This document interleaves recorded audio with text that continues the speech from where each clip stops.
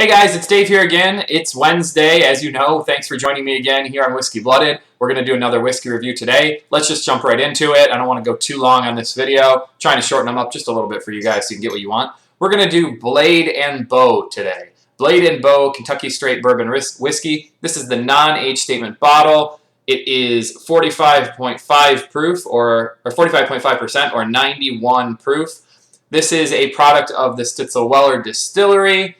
And let's actually talk about that for a minute as we look at this bottle.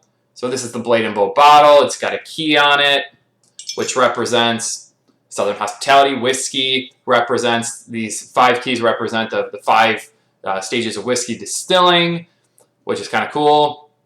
So it's paying homage to whiskey legends and to the whiskey process. So neat. But let's talk about what this bottle is, because you're like, why can I find a Stitzel-Weller bottle online right now? Why is it easy to find this stuff? It just came out. This is a newer release for them. They have a 22-year-old release too.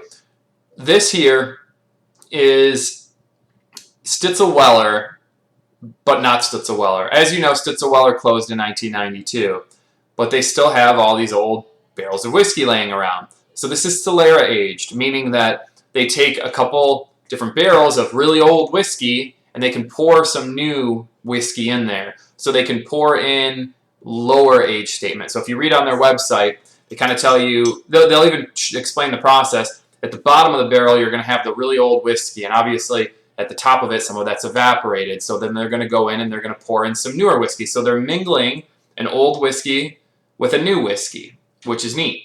It gets you something a little bit different, something that we haven't seen a lot of. There's a couple other companies doing this Solera aged process as well, but so it gets you this product. So this is newer, and there's no age statement on this. What is this company that's doing this? So this is Diageo. So if you don't know who Diageo is, they're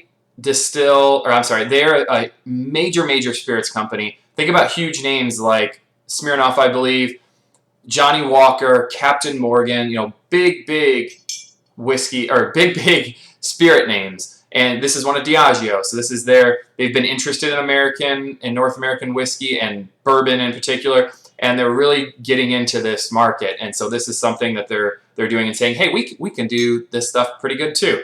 So, nice bottle. I think I paid about $50 for this. So let's pour it.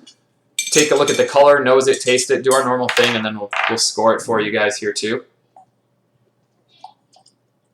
So here's the stuff. Based on the color, and let me grab something to put it behind after I cap this real quick. Use a note card here.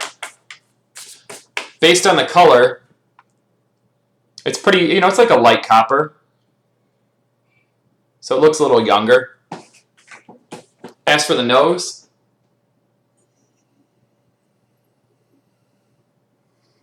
when I do these videos now, I'm doing them in my office. I can see when I breathe in real heavy that I close this eye.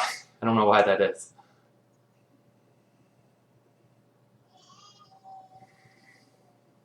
So it's got a really good nose. You've got some light and dark fruits mixed up in front, followed by a nice oak char punch and a tiny bit of tobacco and like some clove underlying. And it's got a great nose. I really like the nose on this. This is a fantastic nose. Let's try it.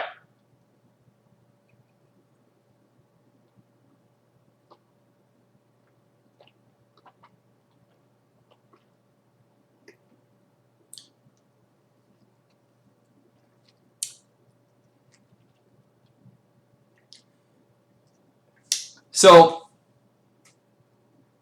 there's a lot of that fruit that we smelled up front. There's a lot. It's a lot of banana and apple.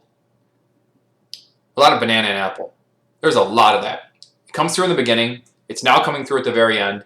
But in the middle, there's some nice, really pleasant bourbon notes coming through. There's oak. There's tiny bit of tobacco. That char, that nice burnt char. Brown sugar, caramel, your normal bourbon notes. But there's a lot of light fruit up front. And then at the very end, a little tiny bit of dark fruit. But then when it finishes through, it's going back through those light fruit notes. So it's showing some of that, maybe that younger taste to it. Maybe a little bit of rye into this mash bill. I didn't look up the mash bill on this one, but maybe just a little bit of that.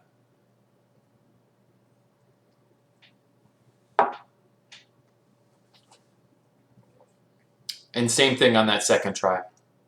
Even more of the lighter fruit notes up front now. And I'm losing some of that burn on my second taste. It's a little unbalanced, but not a bad bourbon. So what do I think about it? I think, there we go, 83 out of 100. I would rate it higher if it was priced around $40, maybe 35. I think it's a little expensive. If I had to guess what this was as far as age, there's no age statement on this, I would say it's probably around 6 years old. So if you like lighter bourbon, if you don't like super meaty, heaty bourbons, this is one for you. If you like rye, this is probably a great one. If you like light fruit notes in your bourbon and in your whiskey, then this is one for you.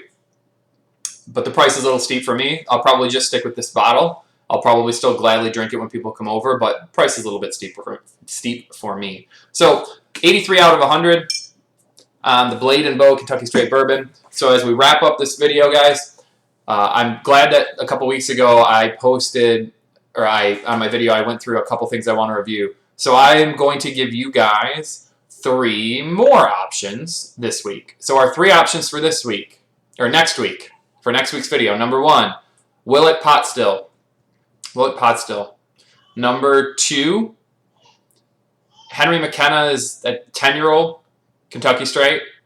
It's like a $35 bottle. So that's number 2. And then number 3, I'm trying to think what I could do for number 3 that's around that price range. What about a bottle of Jefferson's? So would you like... Oh, great. I forgot my first one already. What was my first one that I mentioned? Willet Pot Still.